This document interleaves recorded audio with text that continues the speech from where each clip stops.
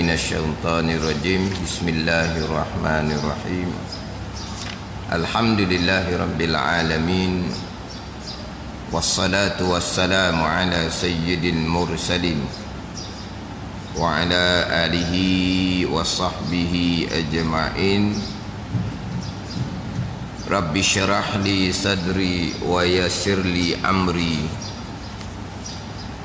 wahlul 'uqdatam min lisani yafqahu qawli.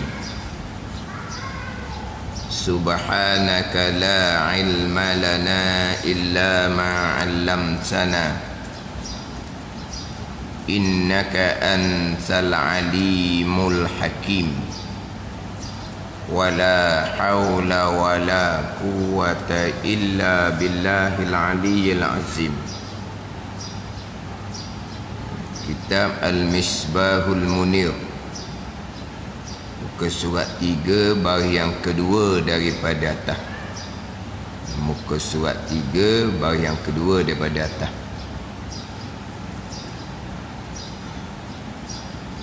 Qala al-muallifu rahimahullahu ta'ala wa nafa'ana bi'ulumihi amin. Alhamdulillahilladzi amarana bima'rifatihi wa tauhidih. Di bawah tu wassalatu wassalamu ala sayyidina Muhammadin ba'asahullahu ta'ala binubuwwatihi wa risalatihi.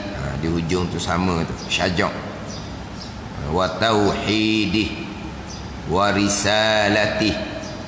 Di bawah lagi tu wa i'labi wa i'lami dinih. Tu hujung dia sama syajak, macam surah Al-Kautsar tu lah, hujungnya sama. Tu syajak. Alhamdulillahilladzi amarana bima'rifatihi wa tauhidih. Terjemahan dia, pujian-pujian itu, pujian-pujian itu bagi Allah. Bagi Allah. Allah mana? Yang menyuruh akan kita, menyuruh dengan mengenal akan dia, akan Allah, dan mentauhid akan dia, akan Allah. Yang menyuruh ia ya Allah akan kita. Lepas tu baca dengan amarona. Kalau baca dengan alhamdulillahilladzi amarna, tu lain makna tu. Amarna, menyuruh oleh kita, menyuruh oleh kita. Yang ni akan Allah pula jadi dah. Jadi kita yang suruh, Allah yang kena suruh. Kalau amarna, dia situ bukan amarna, amarona. Menyuruh Allah Ta'ala, menyuruh ya Allah akan kita, tu amarona. Kalau kata amarna, menyuruh oleh kita, yakni akan Allah. Kita yang suruh, Allah yang kena suruh. Kalau baca amarna, amarona, yang menyuruh, ini menyuruh oleh Allah akan kita, menyuruh dengan mengenal akan dia, akan Allah, dan mentauhid akan dia, akan Allah. Jadi selepas dimulai dengan Bismillahirrahmanirrahim, disusuli dengan Alhamdulillah, yang mana disunatkan, kata Imam Nawawi rahimahullah, disunatkan memulai kitab-kitab yang dikarang dengan Alhamdulillah. Jadi selepas daripada Bismillahirrahmanirrahim, disusuli dengan Alhamdulillah. Sebab ada riwayat hadis Nabi sallallahu alaihi wasallam bersabda, kullu amrin zibalin la yubda'u fihi bilhamdulillah fahuwa aqta. Tiap-tiap perbuatan yang dicipta pada syarak, tiap-tiap perbuatan yang bernilai pada syarak yang tidak dimulai dengan alhamdulillah, maka perbuatan tu terpotong, yakni kurang keberkatan. Yang mana ada hadis kullu amrin zibalin la yubda'u fihi bi bismillah. Tiap-tiap perbuatan yang dicipta pada syarak, yang bernilai pada syarak, yang tidak dimulai dengan bismillahirrahmanirrahim, maka perbuatan tu terpotong, yakni kurang barakah. Hadis yang lain pula yang tidak dimulai dengan alhamdulillah. Jadi kena mula belaka ni. Kena mula dengan bismillah. Tiap-tiap perbuatan yang bernilai pada syarak kena mula dengan alhamdulillah. Jadi nak mula, dua-dua nak mula macam mana? Jadi bismillah tu ibtidak hakiki. Tu hak mula sungguhlah. Alhamdulillah ni ibtidak idafi, dengan bahawa mula juga. Mula macam mana yang kedua? Hak mula sungguh bismillahirrahmanirrahim, itu dipanggil ibtidak yang hakiki. Mula hak sungguh-sungguh. Kemudian hadis juga, mafhum hadis, perbuatan yang bernilai pada syarak kena mula dengan alhamdulillah. Masih lagi beramal dengan mafhum hadis supaya dimulai dengan alhamdulillah, walaupun selepas daripada bismillah dipanggil mula juga. Kerana kita masih lagi beramal dengan mafhum hadis. Mula macam mana tu sebab kemudian. Yang kedua selepas daripada bismillahirrahmanirrahim dipanggil ibtidak idafi. Nak banding dengan hak kemudian, masih lagi duduk di permulaan walaupun selepas daripada bismillahirrahmanirrahim. Jadi maknanya selepas bismillah disusuli dengan alhamdulillah, masih lagi beramal dengan mafhum hadis Nabi sallallahu alaihi wasallam supaya dimulai dengan alhamdulillah. Dia panggil mula juga ni, walaupun yang kedua. Dia panggil mula idafi. Mulalah nak banding dengan hak kemudian tu ke belakang. Jadi alhamdulillah walaupun selepas bismillahirrahmanirrahim dia panggil mula, tapi bukan mula yang hakiki, mula yang sungguh-sungguh. Bismillahirrahmanirrahim lah, mula sungguh-sungguh. Sebab dua hadis, mafhumnya supaya kita mulai dengan bismillah. Satu hadis mafhumnya supaya kita mulai dengan alhamdulillah. Jadi dua-dua kena mula. Dan nak letak macam mana dua mula-mula? Jadi hak bismillahirrahmanirrahim memang ibtidak, mula yang hakiki, yang sungguh-sungguh beramal dengan mafhum hadis Nabi sallallahu alaihi wasallam. Alhamdulillah tu masih lagi beramal dengan mafhum hadis Nabi sallallahu alaihi wasallam supaya memulai perkara yang bernilai pada syarak dengan alhamdulillah. Mula macam mana tu? Mula idafi, nak kira dengan hak belakang-belakang tu dia masih lagi di permulaan walaupun selepas daripada bismillahirrahmanirrahim. Kemudian hak dalam kitab ni alhamdulillahillazi amarona bima'rifatihi wa tauhidih, ada terjemahan bismillahirrahmanirrahim. Dia tidak datangkan terjemahan. Terjemahan kita datanglah minggu lepasnya sebagaimana terjemahan biasalah, dengan nama Allah yang maha pemurah lagi maha penyayang. Itu biasa terjemah dah. Segala puji bismillahirrahmanirrahim, dengan nama Allah yang maha pemurah lagi maha penyayang. Ar-Rahman maha pemurah, Ar-Rahim maha penyayang. Ar-Rahman Ar-Rahim tu sirah mubalaghah belaka tu, maha pemurah maha penyayang. Tapi Ar-Rahman ke Ar-Rahim ke mustaq dia ambilan daripada rahmah belaka. Daripada rahmah jadi Ar-Rahman Ar-Rahim. Tapi terjemahan biasa kitanya pemurah penyayang. Pemurah penyayang. Pemurah ni Allah Ta'ala memberi al-mun'imu bijala'il ni'am. Tuhan yang beri nikmat dengan nikmat yang kasar-kasar tu. Nikmat kehidupan kita tu lah. Nikmat harta, hak tu nikmat jelas-jelas. Hak tu hak Tuhan beri kepada kesemua. Adapun Ar-Rahim Al-Mun'im bidaqaiqin ni'am. Allah Ta'ala beri nikmat yang halu-halu, nikmat yang seni-seni. Mana nikmat yang halu-halu ni? Iman, makrifah, tu nikmat yang halu-halu. Jadi nikmat yang halu-halu ni Allah Ta'ala hanya kurniakan kepada orang yang beriman, yang dikasihi oleh Allah Subhanahu wa Ta'ala.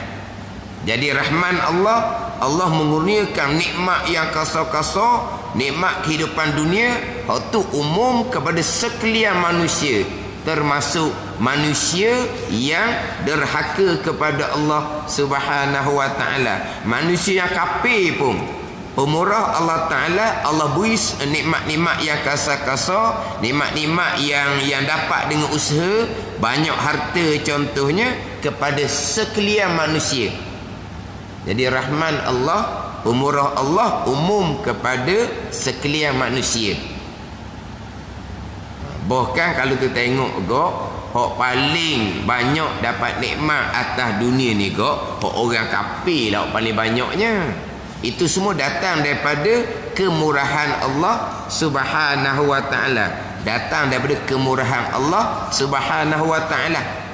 Tapi bukan datang daripada kasih sayang Allah Subhanahu wa Ta'ala. Ar-Rahim, kasih sayang Allah hanya kepada orang yang beriman. Mana bukti kasih sayang Allah? Dengan bahawa Allah Ta'ala kurniakan keimanan dan makrifah. Itu tanda kasih sayang Allah Subhanahu wa Ta'ala. Kemudian Allah Ta'ala masukkan ke dalam syurga. Itu rahim Allah Subhanahu wa Ta'ala. Rahman Allah, pemurah Allah umum kepada sekalian. Adapun rahim Allah, kasih sayang Allah hanya kepada orang yang beriman sahaja, dengan dimasukkan ke dalam syurga Allah Subhanahu wa Ta'ala. Allah Ta'ala beri iman, beri makrifah. Itulah tanda kasih sayang Allah Subhanahu wa Ta'ala, rahim Allah kepada orang yang beriman, yang akhirnya akan dibalas dengan syurga Allah Subhanahu wa Ta'ala. Nyata rahim Allah, di pada mahsyar Allah pisahkan orang yang beriman dimasukkan dalam syurga, orang yang tidak beriman dimasukkan dalam neraka. Nyatalah rahim Allah, kasih sayang Allah tertentu hanya kepada orang-orang yang beriman sahaja. Adapun rahman Allah, pemurah Allah umum kepada sekalian makhluk Allah Subhanahu wa Ta'ala. Jadi rahman, pemurah umum kepada sekalian, rahim, kasih sayang Allah hanya kepada orang yang beriman, dengan dimasukkan ke dalam syurga Allah Subhanahu wa Ta'ala. Itu makna rahman umum, makna rahim khas dia panggil.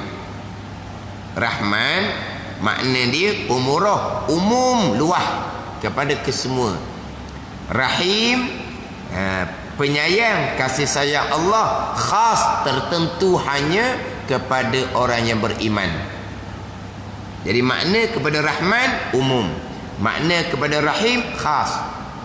Tetapi asma Allah Rahman yang makna dia umum tadi itu, asma Allah hanya tertentu bagi Allah Subhanahu wa Ta'ala sahaja. Tak boleh letak nama Rahman kepada seseorang sebagaimana tak boleh letak nama Allah kepada seseorang. Rahman tak boleh, dia kena Abdur Rahman. Berbeza dengan Rahim.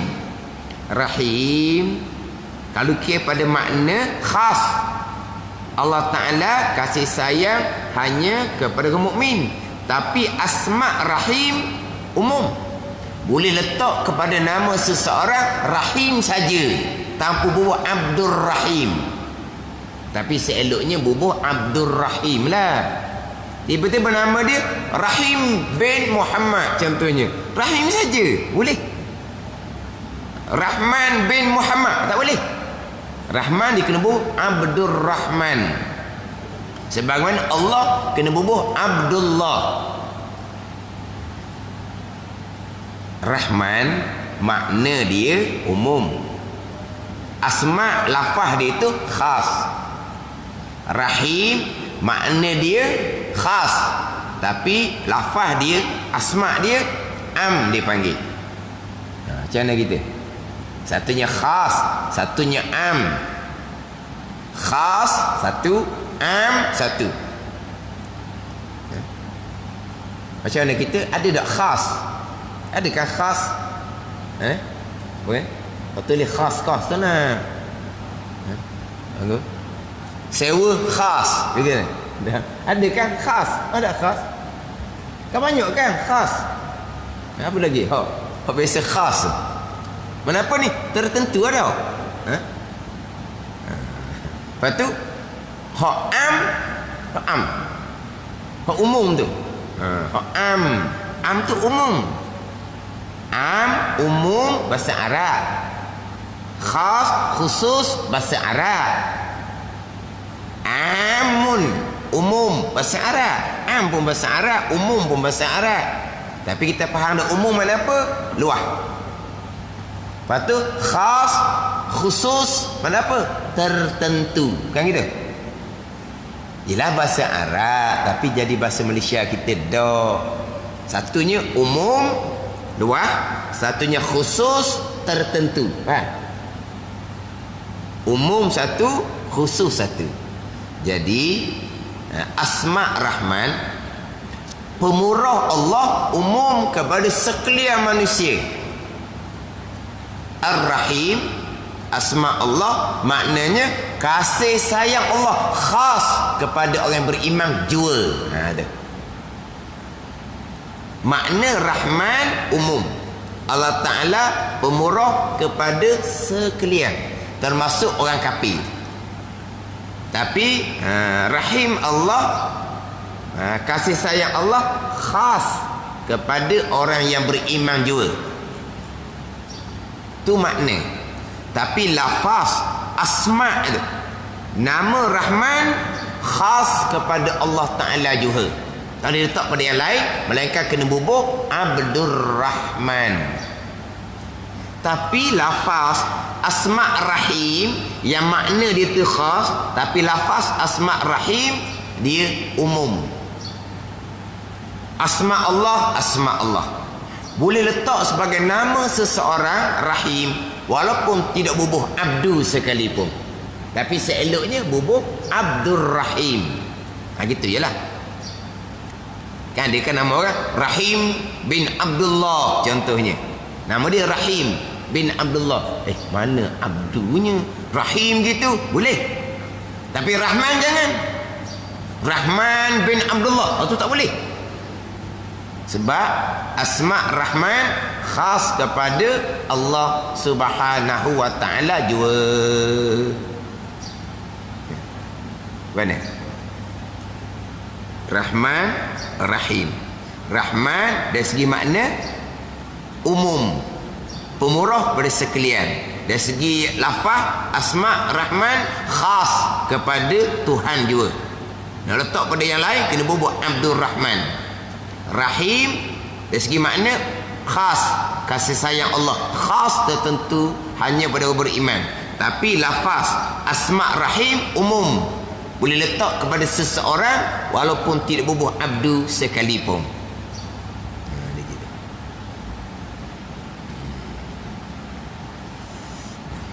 Kemudian kalau pergi pada makna Rahman, sekarang ni lah kan orang tengok macam mana seseorang dia kafir, bagai-bagai nikmat dia dapat. Bagaimana seseorang orang Islam tapi jauh daripada amalan agama, jauh daripada hukum hakam agama. Oh, tetapi atas dunia berjaya kehidupan dianya. Terkadang lagi pelik perangai, lagi yang panggil apa? Gila ke apa?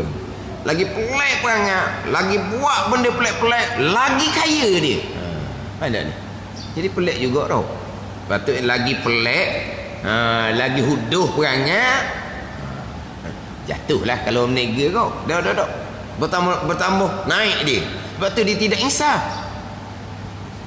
Kenapa dia tidak insaf? Sebab dia buat apa sekalipun dari segi hukum agama jauh dari hukum agama. Dari segi norma seseorang manusia yang betul pun jauh. Dari segi hukum agama jauh dah. Dari segi kehidupan yang norma ke seumpama tu tak norma. Tapi nak ceritanya jauh daripada kehidupan agama. Tapi kenapa kehidupan dia sangat berjaya? Itulah rahman pemurah Allah Subhanahu wa ta'ala atas dunia kepada sekalian. Dia gitu. Allah Ta'ala kurniakan kesenangan dengan kasih sayang. Tidak dengan kasih sayang, tapi dengan kemurahan Allah. Bukan dengan kasih sayang Allah. Sebab apa? Sebab dunia di sisi Allah tidak ada nilai, walaupun sebesar sayap nyamuk sekalipun.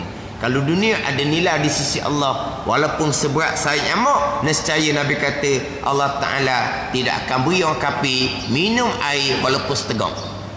Tapi dunia di sisi Allah tidak ada nilai. Jadi dengan kemurahan Allah, Allah beri bagai-bagai nikmat dalam kehidupan kepada semua, termasuk orang kafir, termasuk orang yang jauh daripada kehidupan agama.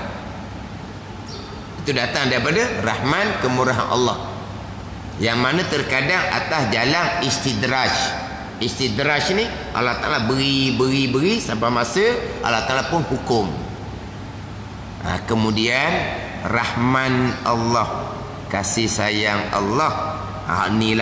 Ini kasih sayang Allah, tandanya Allah beri iman, Allah beri makrifat. Akhirnya balasan orang yang beriman adalah syurga Allah Subhanahu wa ta'ala. Itulah kasih sayang Allah Subhanahu wa ta'ala. Kalau atas dunia dia seorang yang beriman, seorang yang taat kepada Allah, Allah Ta'ala kurniakan nikmat yang kasar-kasar, bijala ilin ni'am, nikmat yang kasar-kasar, yang dapat dengan usaha untuk banyak harta. Jadi dia dapat banyak harta tu dengan kemurahan Allah dan dengan kasih sayang Allah Subhanahu wa ta'ala. Dan dia orang beriman yang dapat kesenangan hidup atas dunia. Kesenangan dia tu adalah datang daripada kemurahan Allah dan kasih sayang Allah Subhanahu wa ta'ala. Kemurahan dan kasih sayang Allah Subhanahu wa ta'ala. Kalau orang yang tidak beriman dapat kesenangan, itu adalah kemurahan Allah semata-mata, tanpa kasih sayang Allah Subhanahu wa ta'ala. Kasih sayang Allah hanya kepada mereka yang Allah Ta'ala kurniakan keimanan dan makrifah. Itulah orang yang dapat kasih sayang Allah Subhanahu wa ta'ala Ar-Rahim, yang akan dibalas dengan balasan syurga Allah Subhanahu wa ta'ala. Itu iman, itu makrifah, tanda kasih sayang Allah Subhanahu wa ta'ala kepada seseorang hamba Allah Subhanahu wa ta'ala. Alhamdulillahilladzi amarna bima'rifatihi wa tauhidih. Jadi di permulaan kitab ni dimulai dengan bima'rifatihi wa tauhidih. Dalam ilmu badi' dipanggil bara'atul istihlal, dipanggil bara'atul istihlal. Ni apa dipanggil bara'atul istihlal ni, kalau kita kata kok macam notis dah panggil dah. Notis di muka jalan. Tak siapa lagi tepat tu. Tapi notis dia muka jalan tu kita boleh tahu dah. Mana tempat tu di mana. Gitulah lebih kurang dah. Bara'atul istihlal. Mana apa ni?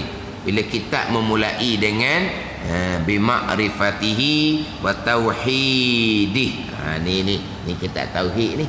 Gitulah. Mana di permulaan tu kita boleh jangka dah kitab tu kitab tauhid. Macam ada kitab Wisyahul Afrah, alhamdulillahillazi faradas salata ala ibadihil mu'minina wal mu'minat. Segala puji bagi Allah. Allah mana? Allah yang memfardukan sembahyang atas hambanya. Itu permulaan kitab Wisyah. Allah Ta'ala yang memfardukan sembahyang. Itu kitab fiqh tu. Ada ni. Itu panggil bara'atul istihlal.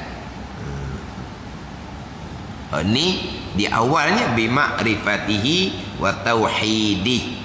Kira-kira kitab ni kitab yang akan membicarakan berkaitan dengan ilmu tauhid. Pujian-pujian itu. Ni terjemah daripada kata alhamdulillah. Alhamdulillah dia terjemah dengan pujian-pujian itu. Terkadang terjemah dengan segala puji. Gitu tak? Segala puji. Sini pujian-pujian. Pujian-pujian ni maknanya faham di sini menunjukkan atas pujian tu banyak. Banyak pujian. Pujian-pujian. Tapi biasa terjemah dengan segala puji. Alhamdu tu lafaz mufrad. Maknanya satu je lah pujian. Pujian-pujian ni banyak. Ataupun segala puji ada 4, banyak tu. Tapi lafaznya adalah lafaz mufrad. Alhamdu bermula satu pujian lah sepatutnya. Tapi walaupun alhamdu tu lafaz mufrad, dimasuk alif lam. Alif lam tu setengah satu pandangan mengatakan alif lam lil jinsi. Bila alif lam lil jinsi, lafaz mufrad sekalipun, tapi dari segi makna jenis puji-pujian jadi banyak. Jenis puji-pujian, maka puji-pujian ni banyak. Dalam kitab dia membahagikan pujian tu kepada 4 pujian. Allah memuji Allah. Itu pujian yang pertama. Qadim memuji Qadim. Itu pujian yang pertama. Allah memuji segala hamba-hambanya. Allah memuji segala rasul-rasul. Itu dipanggil puji Qadim kepada hadis. Allah memuji akan hamba-hamba Allah. Ada hadis puji Qadim. Kita puji Allah. Ada hadis puji hadis. Kita puji sesama kita. Kesemuanya bagi Allah, tertentu bagi Allah Subhanahu wa ta'ala. Allah puji Allah tu memanglah tertentu bagi Allah. Kita puji Allah, memanglah kita puji Allah tu kembali kepada Allah lah. Kita puji sesama kita pun kembali kepada Allah. Pujian-pujian bagi Allah. Pujian-pujian itu bagi Allah, ay mukhtassun lillah, tertentu bagi Allah. Alhamdu tu mubtada, lillah tu khabar. Takdir dia mukhtassun lillah, ataupun milkun lillah, ataupun mustahakkun lillah. Mana pujian-pujian ni tertentu bagi Allah. Pujian-pujian ni kepunyaan Allah. Pujian-pujian patut bagi Allah Subhanahu wa ta'ala. Jadi 4 pujian tu tertentu bagi Allah. Allah puji Allah, kembali kepada Allah lah. Kita puji Allah, memanglah kembali kepada Allah. Allah puji hambanya. Allah puji para rasul contohnya, kembali kepada Allah juga. Allah puji para rasul. Allah puji para orang yang beriman dan beramal soleh. Hakikatnya Rasul adalah datang daripada Allah. Jadi Allah puji Rasul, hakikatnya Allah puji Allah sendiri. Kan gitu. Ialah Rasul. Itu semua adalah makhluk Allah Subhanahu wa taala. Apa yang berlaku di Rasul, kesemuanya makhluk Allah Subhanahu wa taala. Allah puji Rasul, Allah puji Allah sendiri. Contoh ginilah, kadang-kadang dia puji anak dia. Dia puji anak dia. Dia bukan nak puji anak pun sebenarnya. Dia nak puji dia lah. Siapa mak kepada budak tu, siapa ayah kepada budak tu. Jadi dia puji budak tu. Nak puji dia sebenarnya. Sebab apa? Sebab dia pandai didik, pandai jaga. Nampak ni. Nampak dia puji anak, dia bukan puji diri. Hakikatnya dia nak puji dia. Sebab apa? Sebab dia kira anak tu bergiam-giam, siapa yang didik, siapa yang jaga, siapa yang susuk atur. Gitu lebih kurang tau. Jadi Allah puji hamba Allah, Allah puji para anbiya. Pujian tu tertentu bagi Allah Subhanahu wa taala. Kemudian kita puji sesama kita. Kita puji sesama kita. Seseorang tu baik, seseorang tu soleh, seseorang tu pemurah. Puji sesama kita. Seseorang tu baik, soleh, pemurah contohnya. Baik seseorang mari daripada mana? Soleh seseorang mari daripada mana? Pemurah seseorang mari daripada mana? Mari daripada Allah. Jadi hakikinya kita puji sesama kita pun kembali kepada Allah Subhanahu wa taala. Jadi kita ni kalau alhamdulillah tu bukan hanya setakat di mulut, pujian yang datang macam mana sekalipun hati kita tetap teguh. Kesemua tu adalah tertentu bagi Allah. Kepujian tu adalah milik Allah Subhanahu wa taala. Walaupun zahirnya dia puji kita sekalipun, baik, soleh, pemurah, berilmu, rajin contohnya. Berilmu mari daripada mana? Rajin mari daripada mana? Milik Allah. Jadi pujian tu kembali kepada Allah. Kalau duduk tangga tu disunatkan kita memuji. Disunatkan kita memuji. Sebagaimana Nabi SAW memuji para sahabatnya. Nabi SAW memuji para sahabatnya. Tiba-tiba satu ketika Nabi SAW, satu ketika Nabi SAW terserempak sahabat memuji sahabat yang lain. Nabi SAW terserempak dengan sahabat yang memuji sahabat yang lain. Tiba-tiba Nabi kata, qad qata'ta unuqa sahibi, sesungguhnya engkau telah memotong leher saudara engkau. Qad qata'ta unuqa sahibi, sesungguhnya engkau telah memotong akan leher sahabat engkau. Sebab apa gitu? Sebab yang dipuji jadi punah. Jadi yang memuji sahabat tu seperti memotong leher kawan dia. Ni hak memuji yang dilarang. Nabi SAW memuji para sahabat. Itu mana pujian yang disunatkan. Tapi Nabi terserempak sahabat memuji sahabat. Nabi kata, sesungguhnya engkau telah memotong leher kawan engkau. Mana ada memuji yang dilarang pada agama. Sebab tu dalam kitab Penuh Bagi Hati, di antara kebinasaan lidah adalah memuji. Di antara kebinasaan lidah didatangkan 4 kebinasaan. 6 kebinasaan. Didatangkan 6 kebinasaan. 4 kebinasaan atas yang dipuji, 2 kebinasaan atas yang memuji. Ada dia. Dia kalau mengeji hukumnya haram, maklum. Mengeji haram. Kata uduh haram lah. Memuji ni kata molek. Kata molek pun ada ketika haram juga. Mengeji, mengumpat, tu maklumlah. Memuji ni kata molek. Ada ketika diharamkan. Ada 6 kebinasaan, 4 kebinasaan kena atas yang dipuji, 2 kebinasaan kena atas yang memuji. Tapi hakikatnya keenam kebinasaan kena kepada yang memuji. Sebab punah orang dipuji, naik kebinasaan atas yang memuji. Yang dipuji punah kebinasaan. Kebinasaan yang dipuji kena juga ke atas yang memuji. Sebab apa kawan kamu binasa? Sebab kamu yang menyebabkan dia binasa dengan pujian kamu.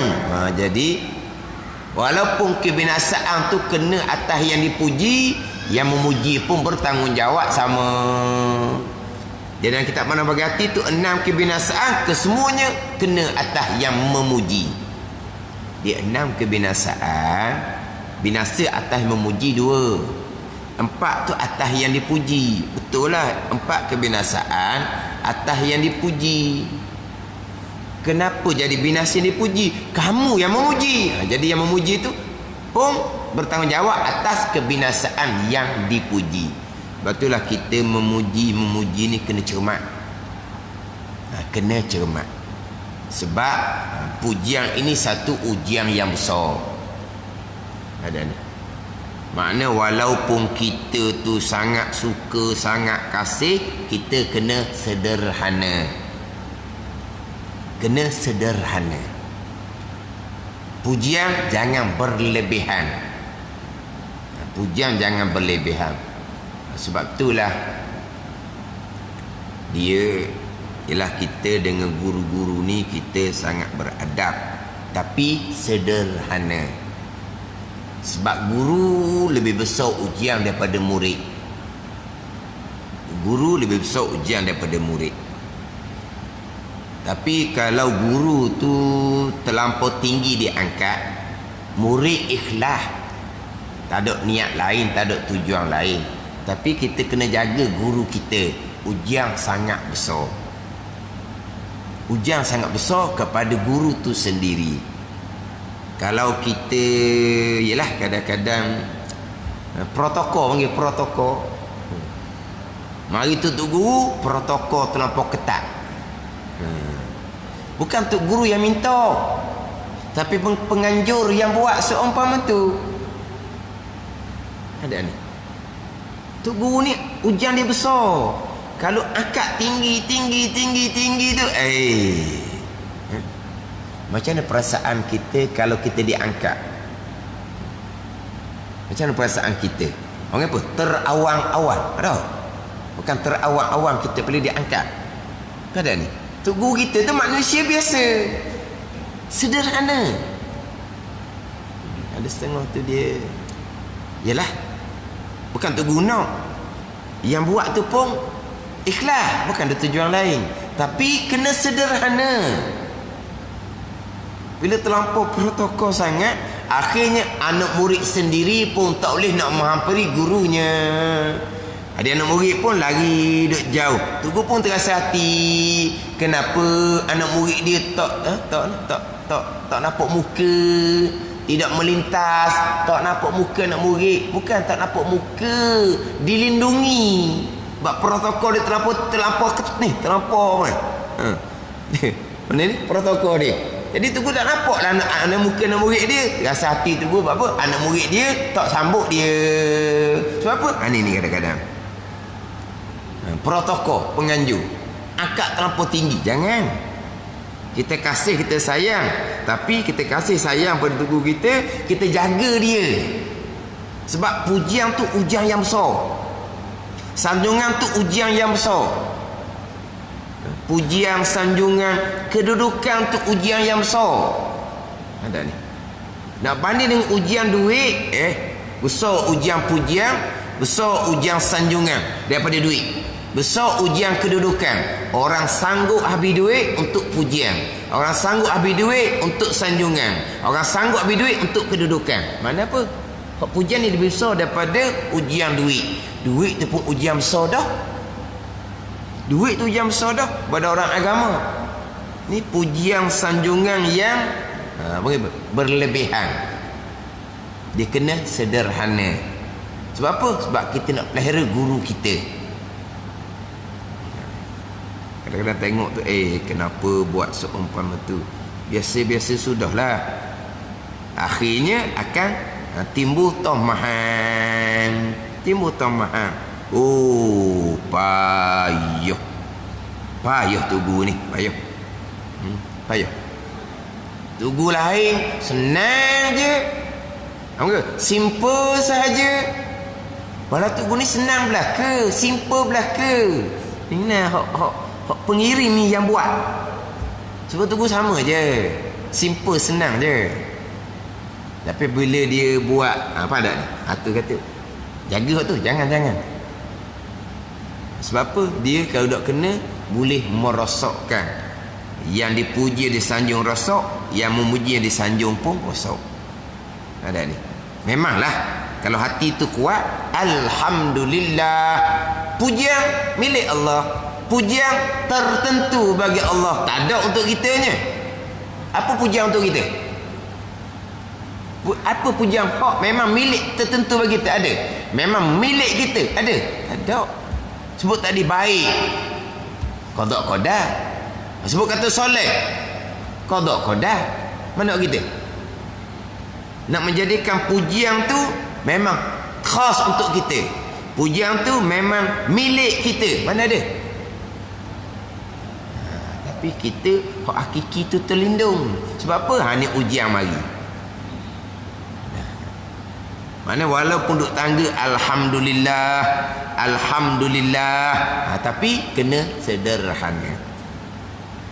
Sebab tu memuji sendiri termasuk di dalam kebinasaan lidah. Memuji termasuk dalam kebinasaan lidah. Tapi ada memuji yang dibenarkan pada syarak dan terkadang disunatkan pada syarak. Ada ni. Tapi kena sederhanalah. Mana macam kita kata kita dengan anak-anak kita tu, kita boleh puji, tapi sederhana. Sesama kita boleh puji, bukan tak boleh puji langsung. Padahal boleh puji, tapi sederhana. Gitu je lah. Khairul umur awsatuha. Sebaik-baik pekerjaan Nabi kata pekerjaan yang sederhana, jangan berlebihan. Mana kalau puji tu nampak lain, jangan puji. Puji alhamdulillah sederhana. Gitu je. Macam mana? Jangan. Sebab pujian ni jangan main. Kita ni orang lemah. Pujian kejian tu hakiki hak Tuhan belaka. Pujian datang daripada Allah, zahir sahaja. Pujian tu keluar daripada mulut seseorang. Kejian tu hakikinya daripada Allah, walaupun zahir kejian tu keluar dari mulut seseorang. Tapi kalau kita sampai makam ahlil haq, makam hakiki sungguh, puji keji sama. Puji hak mana? Sa dengan ra hak mana? Satunya sa, satunya ra. Hak mana sa? Puji ke keji? Hak mana ra? Ra tu keji tau. Ra nak marah tau. Kesan nak marah. Dan ni ayat tu guru ni. Dia kata selagi puji rasa sa, keji rasa ra, kita orang awam. Tapi sa dengan ra tu mana? Orang puji kita, jadi sa ke jadi ra? Sa. Sa luah lubang hidung. Sa tu. Luah lubang hidung tu comel tu. Dia kata luah lubang bawah tu, dia kata lagi berat. Sa tu. Ra tu keji tau. Keji ra nak marah. Gitu tau. Ya. Maknanya selagi kita ni puji rasa sah, keji rasa rat, tak sudah cerita makong lah. Cerita makong. Sebab apa? Sebab kita lupa akan Allah. Seseorang puji, kenapa nak sah? Itu datang daripada Allah. Keluar pada mulut seseorang tu pada zahir, hakikinya daripada Allah yang buat. Orang tu mai keji, kutuk, kata macam-macam. Kenapa nak orang? Datang daripada Allah. Baik jahat datang dari Allah Ta'ala belaka. Kenapa nak orang? Mana kalau kita puji sah, keji rat, kita orang awam biasa. Tak sudut cerita makong lah. Cerita boleh. Terang kita puji sekali tengok. Luar lebat hidung. Keji sekali tengok. Merah muka. Tu. Tak cerita makong lah. Orang lupa hakiki pujian tu daripada Allah. Kejian tu semua baik jahat daripada Allah Subhanahu wa ta'ala. Itu ayat tu guru. Guna kita. Orang puji sah tau. Teringat-ingat malam-malam. Orang keji, rang ke tau. Ni berapi dalam. Dok lena tidur, duk mikir dalam. Rang rasa. Nampak tak? Rang. Ya tu rang lah tu keji. Hakiki bagaimana pujian dan kejian? Daripada Allah. Kenapa nak sah? Kenapa nak orang? Puji keji, alhamdulillah. Tu lah. Orang makam sungguh. Ni cerita tinggi lah. Tak boleh keji. Bukan keji pun. Tegar bergelepar dah. Bergelepar dah. Tak ada dah nampak ketenangan. Tak ada. Tegar tak ada. Ketenangan pun hilang. Ni tak ada makam ni. Ni khoya orang panggil. Jenis golongan makam khoya.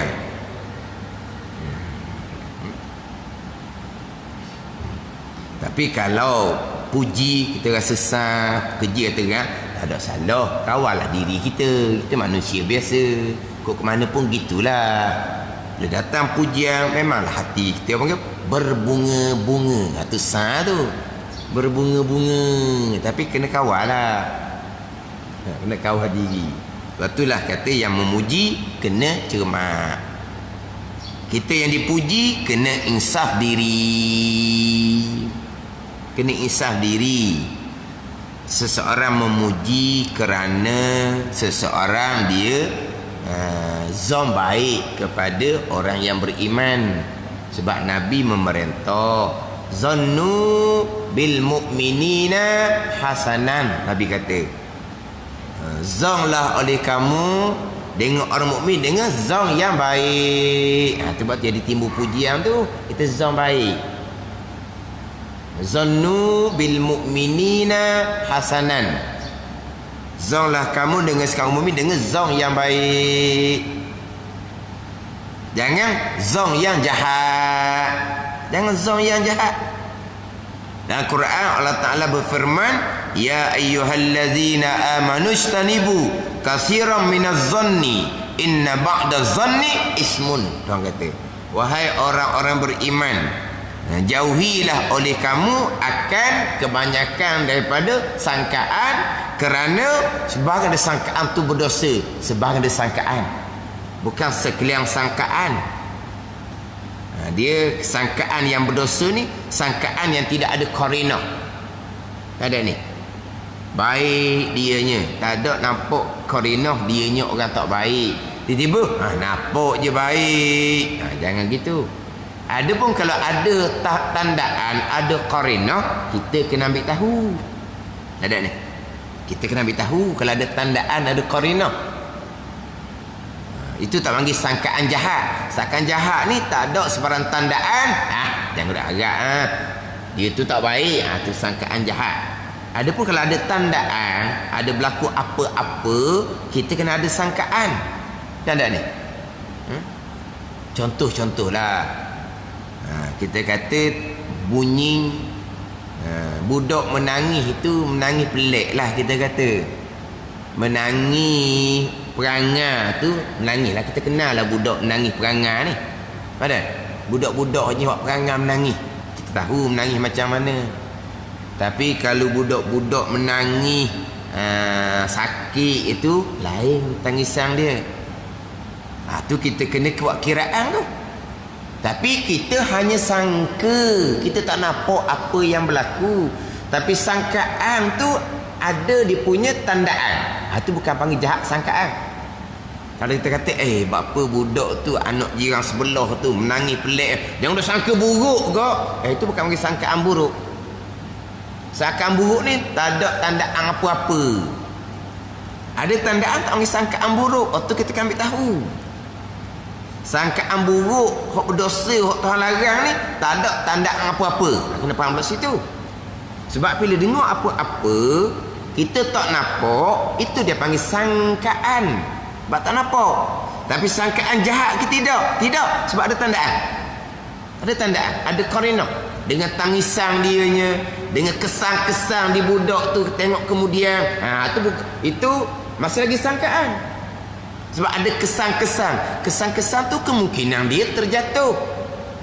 Mana masih lagi sangkaan. Sebab tak tengok dengan mata lendek, dia panggil sangkaan. Tapi itu bukan jahat sangka. Kena faham situ. Agama kita kena ambil tahu. Apa yang berlaku di sekitar kita, kita kena ambil tahu.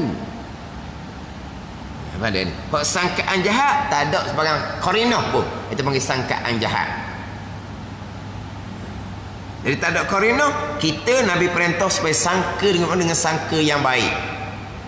Kalau kita sebalik, orang beriman kita sangka buruk macam-macam. Orang kafir dia percaya sangat-sangat. Ni. Orang yang beriman buat kebaikan ke macam-macam dia punya sangkaan. Tapi kalau orang kafir Allah dia punya sangkaan baik sangat-sangat orang kafir. Ni ada orang seumpama tu. Kalau Nabi perintah zannu bil mu'minin. Sangka oleh kamu dengar orang yang beriman dengan sangkaan yang baik. Orang kafir tak boleh nak sangka baik orang kafir. Orang kafir musuh Allah Subhanahu wa taala. Nak sangka baik macam mana? Dengan beriman dia sangka macam-macam.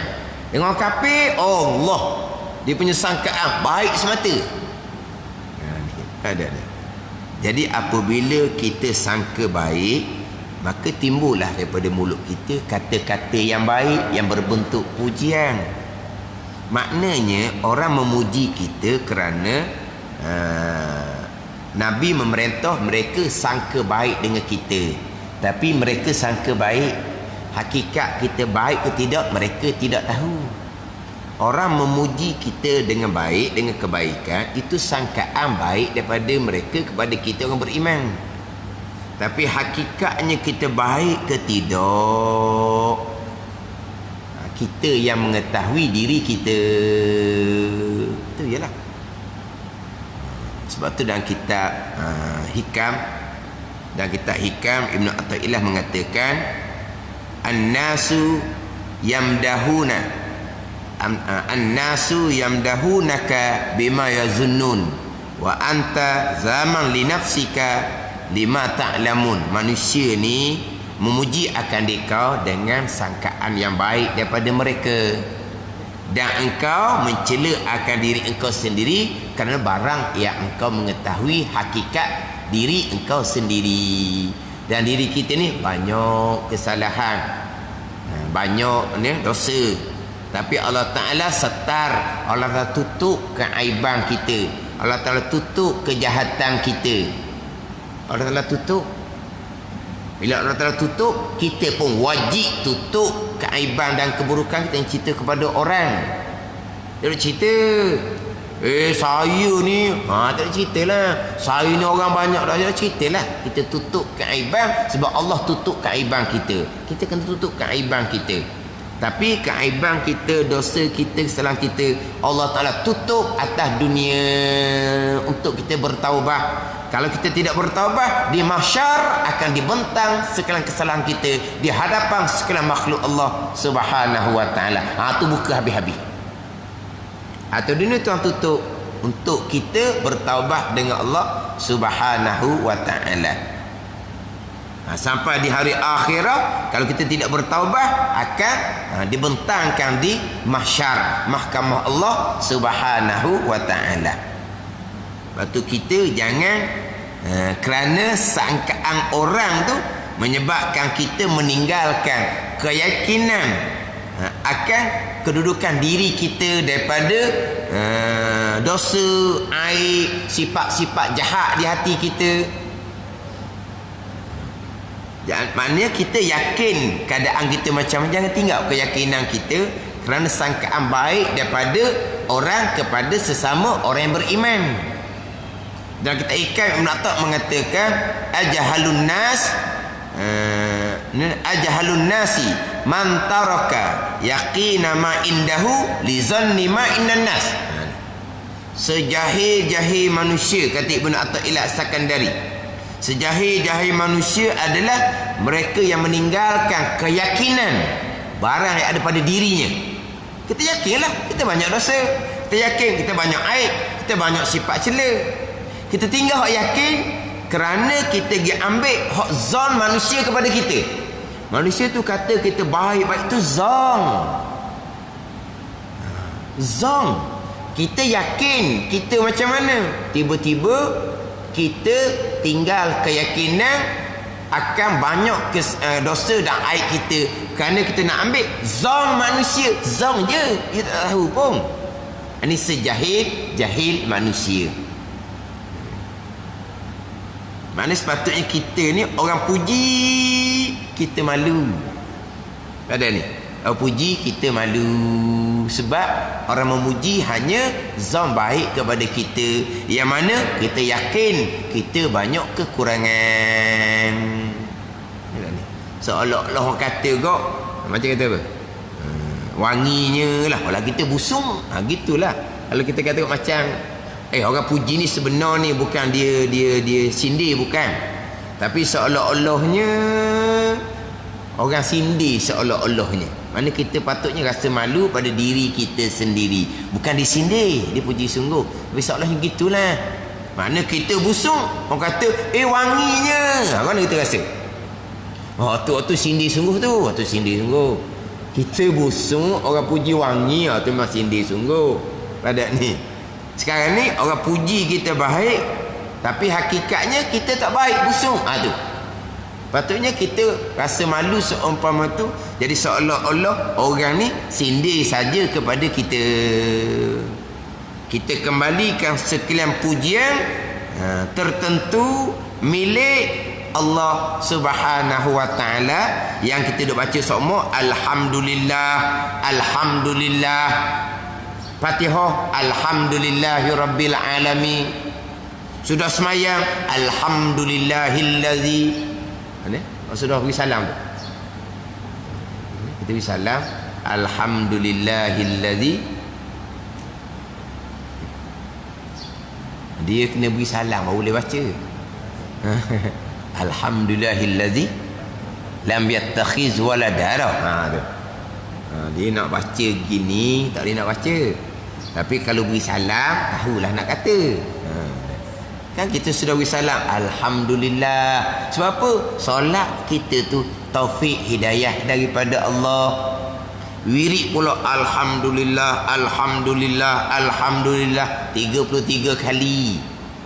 Pujian-pujian, segala pujian tertentu bagi Allah. Segala pujian milik Allah. Segala pujian patut bagi Allah Subhanahu wa taala, bukan tertentu bagi kita, bukan milik kita, bukan sepatutnya bagi kita, sebab kesemua tu datang daripada Allah Subhanahu wa taala.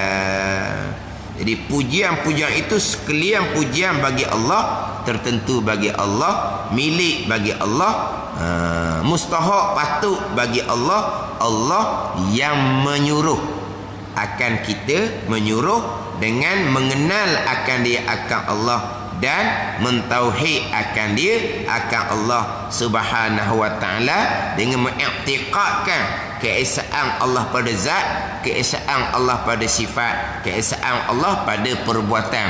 Mana Allah menyuruh kita mengenal Allah, sebagai dalam ayat Al-Quran, fa'lam annahu la ilaha illallah wastaghfir li zambika walil mu'minina wal mu'minat. Ada fa'lam, maka hendaklah kamu ketahui. Jadi ilmu makrifah dalam pembicaraan tauhid adalah lapah yang muradif, satu makna. Hendaklah kamu mengetahui, hendaklah kamu mengenal bahawa tiada Tuhan melainkan Allah Subhanahu wa taala. Allah memerintah kita mengenal, mengetahui dan mentauhidkan akan Allah Subhanahu wa taala. Wassalatu wassalamu ala sayyidina Muhammadin ba'athahullahu ta'ala binubuwwatihi wa risalati. Wallahu a'lam. Bismillahirrahmanirrahim. Alhamdulillahi rabbil alamin. Wassalatu wassalamu ala sayyidil mursalin wa ala alihi wa sahbihi ajma'in. Allahumma iftah alaina futuhal arifin. Allahumma allimna ilma akdamin wa fahimna famas sabiqin warzuqna riqat talibin. Allahumma zidna ilma wa alhiqna bis salihin. Wa sallallahu ala sayyidina Muhammadin wa ala alihi wa sahbihi wa sallam. Walhamdulillahi rabbil alamin.